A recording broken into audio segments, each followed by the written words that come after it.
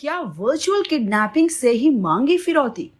Charlotte Robinson एक nurse है। घर संभालने के साथ साथ जॉब को संभालना कभी कभी मुश्किल हो जाता है, लेकिन शार्लेट अपनी जॉब एंजॉय करती है, तो दोनों साइड्स तो आसानी से वो संभाल लेती है। शार्लेट अपने काम की शिफ्ट के लिए दोपहर का खाना पैक कर रही थी जब उसका फोन बजा।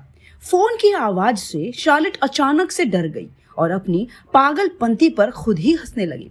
शार्लेट ने फोन उठाया तो उसके कुछ कहने से पहले ही एक जानी पहचानी आवाज सुनाई देती है, मॉम प्लीज हेल्प मी, ये लोग मुझे किडनैप करके ले गए हैं। अचानक फोन छीनने की आवाज आती है और फिर एक आदमी की आवाज आती है, ठीक है सुना ना, तुम्हारी बेटी हमारे कब्जे में है। अगर इसकी जान सही सलामत चाहती हो तो बताओ कितने पैसों में अपनी बेटी को छुड़वाओगी।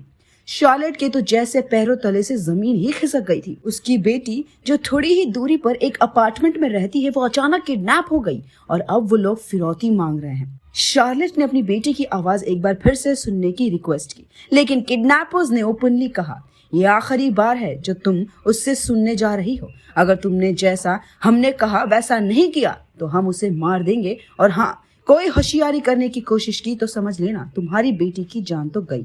शार्लेट की आंखों से आंसू गिरने लगे और उसने उनकी हर बात मानने के लिए हाँ कहा। किडनैपर्स ने उसे उसके बैंक जाने के लिए कहा, फिर उसे मेक्सिको में एक एड्रेस पर पैसे भेजने का ऑर्डर दिया। उन्होंने उसे एक स्टोर से दूसरे स्टोर में, फिर तीसरे स्टोर में, ऐसे करके उसे उनके पूरे टाउन में घुमाया, और हर बार जब उन्हें वो पैसे भेजती थी वो लोग और पैसे मांगने लग जाते। ये पूरे दिन ऐसे ही चलता गया और फिर वो उसे रात को भी सोने नहीं दे रहे थे। एंड में शार्लेट बिल्कुल एग्जॉस्ट हो चुकी थी। तब उन्होंने उसे अब तक का सबसे बोल्डेस्ट ऑर्डर दिया कि उसे मेक्सिको का बॉर्डर पार करके वहां सीधे एक बैंक में पैसा जमा करना होगा। शार्लेट ने उसके ऑर्डर को फॉलो किया और बॉर्डर पार किया।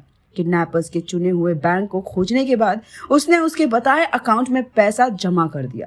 जो भी लास्ट पेनी उसके अकाउंट में थी वो किडनैपर्स के पास जा चुकी थी। फिर किडनैपर्स ने उसे घर लौटने और अपनी बेटी को लेने के इंस्ट्रक्शंस का इंतजार करने के लिए कहा।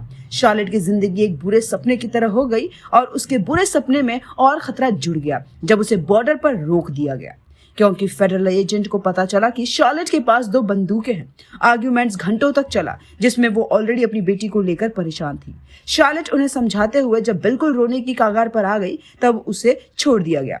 शार्लेट ने आखिरकार अपनी बेटी के सेलफोन पर कॉल करने की हिम्मत जुटाई। हालांकि उसे उम्मीद नहीं थी कि कोई फोन उठाएगा, लेकिन फिर भी उसने अपनी बेटी को कॉल लगाया और सरप्राइजिंगली उसकी बेटी ने कॉल उठाया। शार्लेट जोर से चिल्ला के पूछने लगी, क्रिस्टिन क्या तुम ठीक हो, तुम कहाँ हो? तो उसकी बेटी ने नॉर्मली जवाब दिया कि मैं तो यहाँ मेरे घर पर बैठी हूँ। शार्लेट को समझ नहीं आ रहा था कि उसे खुश होना चाहिए कि उसकी बेटी सेफ है या अपनी पागलपंती पर रोना चाहिए।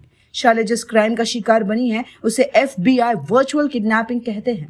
एक ऐसा क्राइम जो अक्सर मेक्सिको की जेलों के अंदर से उत्पन्न होता है। अपराधी ऑड टाइम्स पर विक्टिम्स पर अटैक करते हैं और उन्हें पैसे भेजने के लिए भी डराते हैं। सोशल मीडिया पर रिसर्च और कुछ मामलों में कॉलर ID स्पूफिंग द्वारा कहानियों को बढ़ाया जाता है, जिससे व्यक्ति को विश्वास हो जाता है कि कॉल उसके किसी लव वंस की ओर से है।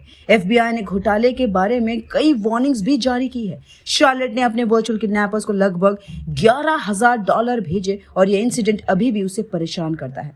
उसे आज भी वो रात सोने नहीं देती। वर्चुअल किडनैपिंग, जिसमें असल में किडनैपिंग नहीं होती, बस एक फोन कॉल से उनके लव्ड वंस के किडनैप होने की खबर दी जाती है और लास्ट में पैसों की मांग की जाती है। एक तरह से इसे फोन स्कैम भी कहा जाता है। तो सोचिए, अगर ऐसा कोई स्कैम बाबू भैया के साथ हो जाए तो ये सोचकर ही हंसी आ रही है। वीडियो पसंद आए तो लाइक, शेयर एंड कमेंट जरूर करें।